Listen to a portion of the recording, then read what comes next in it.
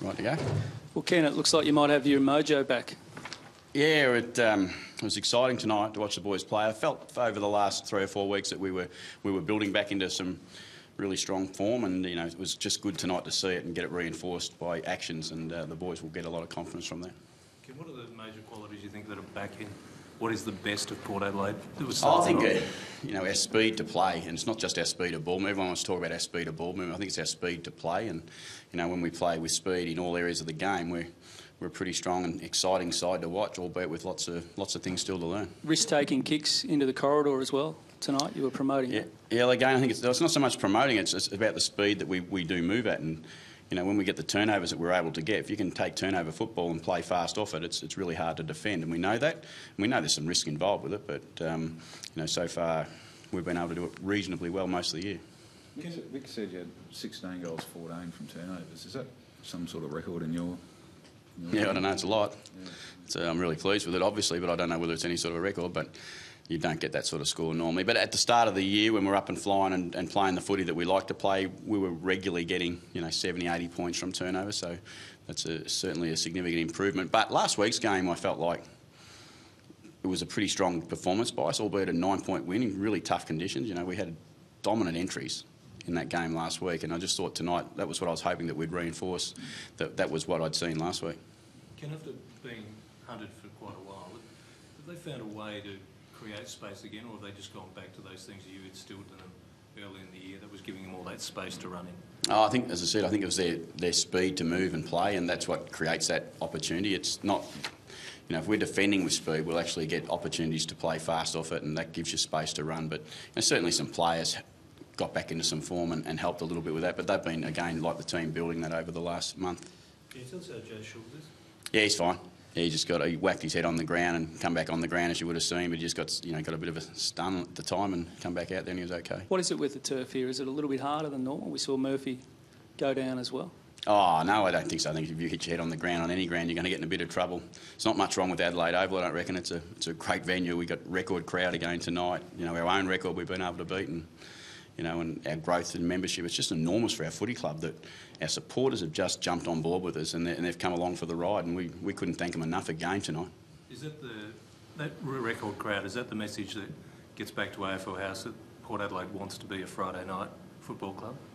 I'd suggest that we were worthy of our spot tonight on Friday night football, and it's a key ingredient. You have to be able to back that up for a period of time to get that opportunity. Now, I think certainly over the last couple of years we've shown that our form's strong and worthy of Friday night football. Our crowd have come along again tonight. I think anyone that was here at the game would have seen an exciting night at the football, albeit obviously from a Port Adelaide point of view they would have went home really happy. But it was an exciting night at the football. Adelaide, the fortress as we want to call it, becomes a great place to bring football, and why not for Port Adelaide on Friday night? Sean Hart tipped it during the week, but Chad Wingard looked like he returned to form a little bit. What did you make of his game?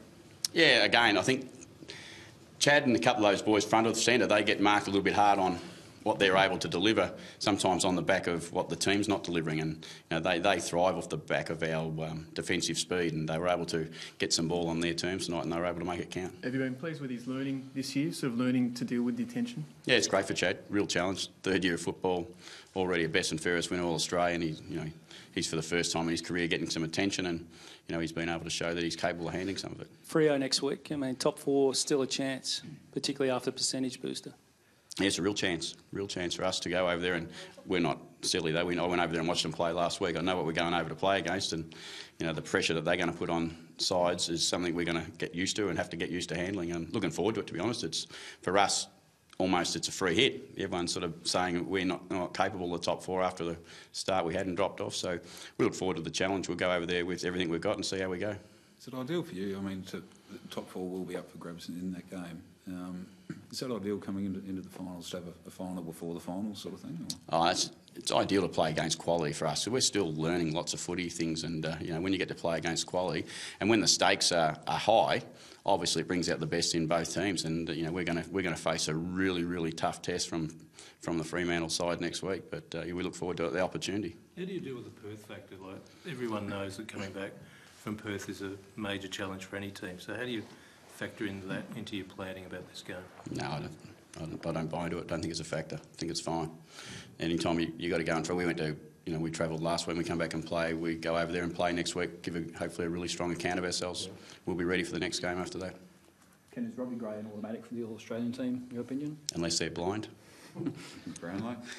I reckon he gets 3 votes tonight, that's all I know, and he was pretty special again tonight, Robbie, hasn't he? His form's just got better and better, and I'm really proud of Robbie because I know the challenges that he's faced in my short time here, and the fact that he's come back and influenced the competition like he has, it's just a great credit to him. He's going to win the Coaches Award.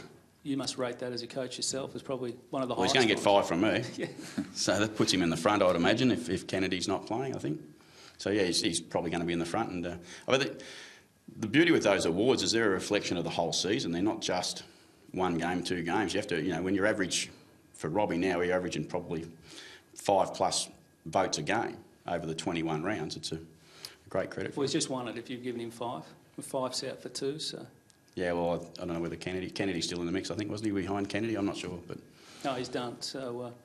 Well, he's won it then. Yeah, I'm giving him 5, I can tell you that. So I don't know whether I'm allowed to give him 5, but I am. He broke an embargo, but that's all right. Robbie's got 5, sorry. Was there anything that disappointed you tonight, or was that pretty much the complete performance? No, nothing. No, I'm not going to lie. Nothing disappointed me. I was really pleased with the way they played for 4 quarters, and you know, I liked their ruthlessness, and you know, the way they went about it. It was really good. They were strong. Tom Harley's done the ice bucket challenge too. Good. The boys just said so. Yeah, about time Tommy did that. I mean, the Geelong boys seem to be getting a bit of a dipping in that effort, but Tommy's done a great job. I think Lingy's already told me, though, he's handed it on to Lingy, so we look forward to seeing Lingy next. All good. Thanks, Ken. Thank you. Ken. Yeah, all good.